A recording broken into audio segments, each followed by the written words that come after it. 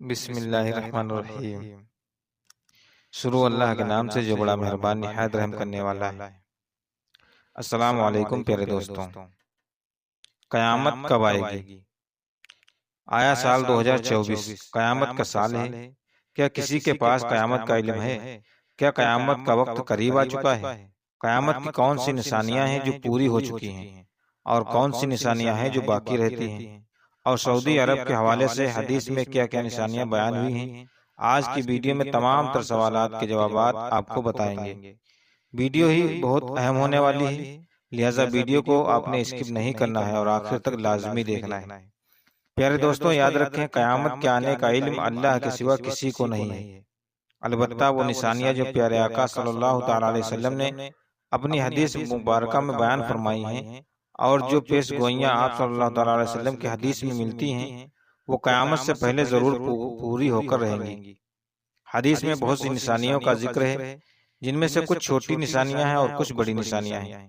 بڑی نشانیاں وہ ہیں جو قیامت کے قریب زمانے میں ظاہر ہوں گی، البتہ چھوٹی نشانیاں بہت ساری نشانیاں ہیں اور ان کا ظہور آپ صلی اللہ تعالیٰ علیہ وسلم کی بسط کے ساتھ ہی شروع ہو چکا ہے، کیونکہ حدیث پاک میں یہ بات ملتی ہے کہ آپ نے فرمایا کہ قیامت کی ایک نشانی میرا اس دنیا میں مبعوث ہونا بھی ہے۔ پیارے دوستوں، ہم آپ کو قیامت کی 10 بڑی نشانیاں جو کہ حدیث نبوی میں خاص طور پر بیان ہوئی ہیں، لیکن پہلے آپ کو ان نشانیوں اور پیشن گوئیوں کے بارے میں بتاتے ہیں جو سعودی عرب کے حوالے سے جن کا تذکرہ حدیث نبوی صلی اللہ تعالیٰ علیہ وسلم میں ہوا ہے، اور ان نشانیوں میں اکثر نشانیاں ظاہر بھی ہو چکی ہیں یا پھر ظاہر ہو رہی ہیں۔ پیارے دوستوں، نبی کریم صلی اللہ تعالیٰ علیہ وسلم نے قیامت کی نشانی بتلاتے ہوئے فرمایا تھا کہ اونٹوں اور بکریوں کے چرواہے جو برہنہ بدن اور ننگے پاؤں ہوں گے، وہ ایک دوسرے سے مقابلہ کرتے ہوئے لمبی لمبی عمارتیں بنوائیں گے اور فخر کریں گے۔ دوستوں، اگر دیکھا جائے تو آج ریاض شہر میں عمارتوں کا یہ مقابلہ اپنے عروج پر پہنچ گیا ہے۔ دبئی میں برج خلیفہ کی عمارت دنیا کی سب سے اونچی عمارت بن گئی ہے، تو ساتھ ہی شہزادہ ولید بن طلال نے جدہ میں اس سے بھی بڑی عمارت بنانے کا اعلان کر دیا ہے جو زیر تعمیر ہے۔ عرب کی عمارتیں سارے جہاں سے اونچی ہو چکی ہیں اور نبی کریم صلی اللہ تعالیٰ علیہ وسلم نے فرمایا تھا وہ پورا ہو چکا ہے اور پیشن گوئی پوری ہو کر اپنے کمال کو پہنچ چکی ہیں۔ پیارے دوستوں، اللہ کے رسول صلی اللہ تعالیٰ علیہ وسلم کی ایک اور حدیث ہے کہ قیامت سے پہلے سرزمین عرب دوبارہ سرسبز ہو جائے گا، اور آپ بھی یہ بات بخوبی جانتے ہوں گے کہ سعودی عرب اور امارہ میں بارشیں شروع ہو چکی ہیں، مکہ اور جدہ میں سیلاب آ چکے ہیں۔ عرب سرزمین جسے پہلے ہی جدید ٹیکنالوجی کو کام ملا کر سرسبز بنانے کی کوشش کی گئی، وہ قدرتی موسم کی وجہ سے بھی سرسبز بننے جا رہی ہے۔ سعودی عرب گندم میں پہلے ہی خود کفیل ہو چکا ہے، پہاڑ سرسبز ہونا شروع ہو چکے ہیں۔ بارشوں کی وجہ سے آخرکار حکومت کو ڈیم بنانے ہوں گے جس سے پانی کی نہریں نکلیں گی، ہریالی ہوگی، سبزہ مزید ہوگا، فصلیں لہلہائیں گی۔ یوں پیشن گوئی بھی آپ نے تکلیف مرال سے گزرنے جا رہی ہے، اور جو پیارے آقا صلی اللہ تعالیٰ علیہ وسلم نے فرمایا اسے ہم اپنی آنکھوں سے دیکھتے جا رہے ہیں۔ پیارے دوستوں، ایک روایت میں رسول اللہ صلی اللہ تعالیٰ علیہ وسلم نے فرمایا قیامت اس وقت تک قائم نہیں ہوگی جب تک میری امت کے قبائلی کے ساتھ نہ مل جائیں اور جب تک میری امت کے قبائلی پوجا نہ کریں۔ دوستوں، کچھ عرصے پہلے آپ نے سنا ہوگا اور دیکھا بھی ہوگا کہ دبئی میں ایک مندر کھولا گیا ہے اور دبئی کے بڑے بڑے شیخ اس میں نظر آ رہے ہیں جو پوجا کے عمل میں شریک بھی ہیں۔ رسول اللہ صلی اللہ تعالیٰ علیہ وسلم نے فرمایا تھا کہ اگر شام میں سلامتی نہیں ہوگی تو کہیں سلامتی نہیں ہوگی، اور یہ آخری مارکا ہوگا۔ آپ دیکھ رہے ہیں کہ برما، شام، فلسطین، کشمیر، بھارت اور کون سی ایسی جگہ ہیں جہاں مسلمانوں کا قتل عام نہیں ہو رہا ہے۔ یاد رہے کہ نبی کریم صلی اللہ تعالیٰ علیہ وسلم کی بتلائی ہوئی قیامت کی چھوٹی نشانیوں میں سے ایک یہ ہے کہ جزیرہ العرب کے سراؤں میں چراگاہیں اور نہریں ظاہر ہوں گی، جیسا کہ صحیح مسلم کی حدیث نمبر 2339 میں روایت ہے۔ حضرت ابو ہریرہ رضی اللہ تعالیٰ عنہ سے روایت ہے کہ رسول اللہ صلی اللہ تعالیٰ علیہ وسلم نے فرمایا قیامت قائم نہیں ہوگی یہاں تک کہ مال بڑھ جائے گا اور پانی کی طرح بہنے لگے گا، اور آدمی اپنے مال کی زکوٰۃ لے کر نکلے گا تو اسے ایک شخص بھی نہیں ملے گا جو اس کو زکوٰۃ دے دے۔ قبول کر لے، یہاں تک کہ عرب کی سرزمین دوبارہ چراگاہ اور نہروں میں بدل جائے گی۔ پیارے دوستوں، غور کیا جائے تو اس حدیث میں دوبارہ کا لفظ بیان ہوا ہے، جو یہ ظاہر کرتا ہے کہ عرب کی سرزمین کسی زمانے میں پہلے بھی سرسبز اور شاداب رہ چکی ہے، اور قیامت سے پہلے یہ دوبارہ سرسبز اور شاداب ہوگی۔ یہ اللہ تعالیٰ کی حکمت اور اللہ کی قدرت کی مظہر۔ گزشتہ دنوں سعودی عرب کے اندر صحرا میں پانی کا چشمہ ابلنے کی خبر سامنے آئی تھی، جو اس بات کی نشانی ہے کہ ان صحرا میں نہروں کی ابتدا ہو چکی ہے اور یہ صحرا اب دوبارہ سے سرسبز انداز بنیں گے۔ دوسری طرف یہ بھی دعویٰ کیا جاتا ہے کہ مکہ اور مدینہ کے گرد پہاڑوں میں اکثر پہاڑوں کے اندر آتش فشاں کی موجود ہے۔ اس بات کی تصدیق جاپانی سائنسدانوں نے بھی کی ہے، لیکن اس کے باوجود ان پہاڑوں سے پانی کے چشموں کا نکلنا اور پھر نہروں کا جاری ہونا یہ قدرت کا کرشمہ ہے۔ اور یاد رہے کہ جو بات اللہ تعالیٰ نے اپنے پیارے حبیب صلی اللہ تعالیٰ علیہ وسلم کی زبان مبارک سے کہلوانا، اور وہ پیشن گوئیاں ہر صورت پوری ہو کر رہیں گی۔ پیارے دوستوں، یہ چند چھوٹی نشانیاں تھیں جو سعودی عرب سے متعلق تھیں، اور آپ نے ملاحظہ کیا کہ ان نشانیوں میں سے اکثر پوری ہو چکی ہیں یا پھر پوری ہونے کے قریب ہیں۔ البتہ دوستوں، قیامت کی بڑی نشانیاں کی بات کی جائے تو یہ نشانیاں ایسی ہیں جو ابھی پوری ہونا باقی ہیں۔ حدیث نبی کریم صلی اللہ تعالیٰ علیہ وسلم ہے کہ قیامت کی بڑی نشانیاں تسبیح کے دانوں کی طرح ہیں، یعنی جب تسبیح ٹوٹتی ہے تو دانے بکھر جاتے ہیں۔ اسی طرح قیامت کی بڑی نشانیاں بھی ایسی ہی تیزی سے نمودار ہوں گی، جیسے تسبیح ٹوٹنے سے دانے اوپر نیچے تیزی سے گرتے ہیں۔ پیارے دوستوں، قیامت کی بڑی نشانیاں کیا ہیں؟ آئیے آپ کو حدیث نبی صلی اللہ تعالیٰ علیہ وسلم کی روشنی میں ان نشانیوں کی تفصیل بتاتے ہیں۔ نبی کریم صلی اللہ تعالیٰ علیہ وسلم نے قیامت کی جو 10 بڑی نشانیاں اپنی امت کو بتائی ہیں، ان میں سب سے پہلی نشانی دخن ہے، جو ایک بڑا دھواں ہوگا جو ظاہر ہوگا مشرق سے مغرب تک تمام زمین پر چھا جائے گا اور مسلسل 40 دن تک چھایا رہے گا۔ اس کی وجہ سے تمام لوگ سخت پریشان ہو جائیں گے۔ مسلمان تو صرف دماغ اور حواس کی کدور اور زکام میں مبتلا ہوں گے، مگر منافقین اور کفار بے ہوش ہو جائیں گے، اور ان کے ہوش اس طرح اڑ جائیں گے کہ بعضوں کے کئی دن تک ہوش نہیں آئے گا۔ یاد رہے کہ اس دھوئیں کا نام دخن ہے، جیسا کہ اس دھوئیں کا ذکر قرآن پاک کی سورت دخاؤ رضی اللہ تعالیٰ عنہ اور ان کے تابعین کے قول کے مطابق اسی آیت میں سے دھوئیں کی طرف اشارہ کیا گیا ہے۔ اس آیت میں اللہ تعالیٰ کا ارشاد ہے، سو آپ اس دن انتظار کیجئے جب آسمان واضح دھواں لہرائے گا جو لوگوں کو ڈھانپنا، یہ ہے دردناک عذاب۔ اس دن کو وہ کہیں گے، ہمارے رب ہم سے اس عذاب کو دور کر دے، بے شک ہم ایمان والے ہیں، ہم ان کی نصیحت قبول کرنے والے ہیں۔ قبول کرنے کا وقت کہاں ہے، حالانکہ ان کے پاس واضح ہدایت دینے والے رسول آ چکے تھے۔ پھر انہوں نے اس رسول سے راز کیا اور کہا کہ یہ سکھائے ہوئے دینی ہیں، دیوانے ہیں۔ یاد رہے کہ اس آیت میں آسمان کے دھواں لانے سے مراد ہے قرب قیامت میں دھوئیں کا ظاہر ہونا، جیسا کہ قدا نے کہا، اس آیت کی معنی ہے، یا محمد صلی اللہ تعالیٰ علیہ وسلم، آپ ان کافروں کے ساتھ اس دن کا انتظار کیجئے جب آسمان پر دھوئیں کا چھا جانا ہوگا۔ پیارے دوستوں، مذکور آیت میں دخن یعنی دھواں کے مطابق مفسر کے مختلف اقوال ہیں۔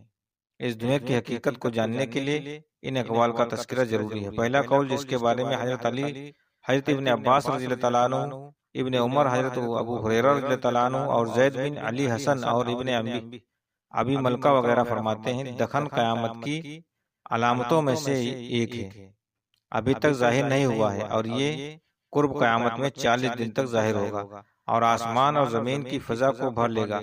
مومن اس پر اس کا اثر زکام کی صورت میں ظاہر ہوگا، اور کافر اور فاجر کی ناکوں میں داخل ہو کر ان کے کانوں کے سوراخ سے نکلے گا، ان کا دم گھٹنے لگے گا، اور یہ دھواں جہنم کے آثار سے ہے۔ حضرت ابو سعید خدری سے روایت ہے کہ رسول اللہ صلی اللہ تعالی علیہ وسلم نے فرمایا، یہ دھواں قیامت کے دن لوگوں میں ہیجہ پیدا کر دے گا۔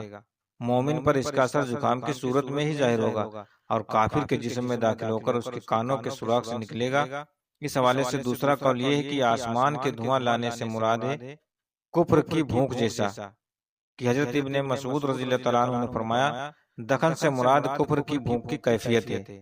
جب نبی صلی اللہ تعالی علیہ وسلم نے ان کی مسلسل سرکش اور حد دھرمیاں آ گئی، بھوک کی شدت میں جب وہ آسمان کی طرف دیکھتے تو ان کو دھوئیں کی طرف نظر آتا، پھر اللہ تعالیٰ نے نبی صلی اللہ تعالی علیہ وسلم کی دھواں سے ان سے وہ کیفیت دور کر دی۔ اگر اس سے مراد قیامت کا دھواں ہوتا تو وہ ان سے دور نہ ہوتا۔ پیارے دوستوں، امام بخاری سلسلے میں ایک اور روایت یہ ہے کہ حضرت عبداللہ بن مسعود رضی اللہ تعالیٰ عنہ بیان فرماتے ہیں کہ جب نبی کریم صلی اللہ تعالی علیہ وسلم نے یہ سب دیکھا کہ مشرکین آپ کے پیغام توحید سے آرا کر رہے ہیں تو آپ نے ان کے خلاف دعا کی کہ اے اللہ ان پر قحط کے ایسے سال مسلسل کر دے جیسے حضرت یوسف علیہ السلام کے زمانے کے لوگوں پر قحط کے 7 سال مسلسل کیے تھے۔ پھر ان پر قحط آ گیا، ان کے تمام کھیت جل گئے، حتیٰ کہ انہوں نے جانوروں کی کھالوں کو، مردہ جانوروں کو اور مردہ انسانوں کو کھایا۔ ان میں سے کوئی شخص آسمان کی طرف نظر اٹھا کر دیکھتا تو اسے بھوک کی شدت سے آسمان دھوئیں کی طرح دکھائی دیتا تھا۔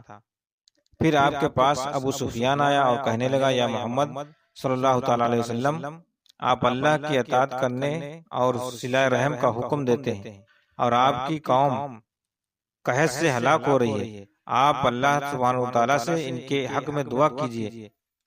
تب یہ آیت نازل ہوئی۔ آسمان کو دھوئیں سے تعبیر کرنے کی توضیح یہ بیان کی جاتی ہے کہ اس دھوئیں سے مراد یہ ہے کہ بھوک کی شدت سے آنکھوں کے آگے جو اندھیرا چھا جاتا ہے، اس اندھیرے دھوئیں سے تعبیر فرمایا ہے۔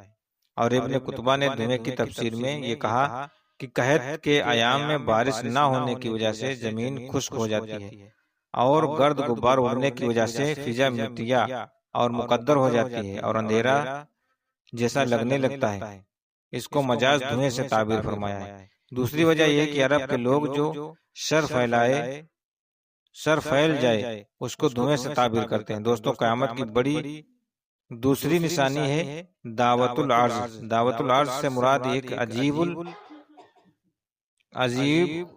عجیب الخلق اور نادر شکل کا جانور ہے جو مسجد حرام میں کوہ صفا اور مروہ کے درمیان سے برآمد ہوگا اور جس کا ذکر قرآن مجید میں بھی کیا گیا ہے۔ علماء نے لکھا ہے کہ وہ جانور چوپائی کی صورت میں ہوگا، اس کی دراز 60 گز کی ہوگی۔ اس کے نمودار ہونے کی صورت یہ ہوگی کہ کوہ صفا جو کعبے کی مشرق جانب ہے واقع ہے، یکایک زلزلے سے پھٹ جائے گا اور اس میں سے یہ جانور نکلے گا۔ اس کے ہاتھ میں حضرت موسیٰ علیہ السلام کا عصا ہوگا اور دوسرے ہاتھ میں حضرت سلیمان علیہ السلام کی انگوٹھی ہوگی۔ تمام شہروں اور علاقوں میں اتنی تیزی کے ساتھ دوڑ کرے گا کہ کوئی فرد بشرہ اس کا پیچھا نہ کر سکے گا اور دوڑ میں اس کا مقابلہ کر کے اس سے چھٹکارا نہ پا سکے گا۔ جہاں جہاں جائے گا ہر شخص پر نشانہ لگاتا جائے گا۔ جو صاحب ایمان ہوگا اس کو حضرت موسیٰ علیہ السلام کے عصا سے چھوئے اور اس کی پیشانی پر مومن لکھ دے گا، اور جو کافر ہوگا اس پر حضرت سلیمان علیہ السلام کی انگوٹھی سے سیاہ مہر لگا دے گا اور اس کے منہ پر کافر لکھ دے گا۔ ابو داؤد میں ہے کہ دبد الارض 3 مرتبہ نکلے گا، دور دراز کے جنگل سے ظاہر ہوگا اور اس کا ذکر شہر یعنی مکہ تک نہ پہنچے، پھر ایک لمبے زمانے کے بعد دوبارہ ظاہر ہوگا اور لوگوں کی زبان پر اس کا قصہ چڑھ جائے گا، یہاں تک کہ مکہ میں بھی اس کی شہرت پہنچے گی۔ پھر جب لوگ اللہ کی سب سے زیادہ حرمت اور امت والی مسجد حرام میں ہوں گے، اسی وقت اچانک دفت دعوت عرض انہیں وہی دکھائی دے گا کہ رکنے کے مقام کے درمیان اپنے سر سے مٹی جھاڑ رہا ہوگا۔ لوگ اس کو دیکھ کر ادھر ادھر ہونے لگیں گے۔ یہ مومنوں کی جماعت کے پاس سے جائے گا اور ان کے منہ کو مثل روشن ستارے کے منور کر دے گا، اس سے بھاگ کر نہ کوئی بچ سکتا ہے اور نہ ہی چھپ سکتا ہے، یہاں تک کہ ایک شخص اس کو دیکھ کر نماز کو کھڑا ہو جائے گا۔ یہ اس کو کہے گا کہ اب نماز کو کھڑا ہوا ہے، پھر اس کی پیشانی پر نشان کر دے گا اور چلا جائے گا۔ اس کے نشانات کے بعد کافر مومن کا صاف طور پر امتیاز ہو جائے گا، یہاں تک کہ مومن کافر سے کہے گا کہ اے کافر میرا حق ادا کر، اور کافر مومن سے کہے گا اے مومن میرا حق ادا کر۔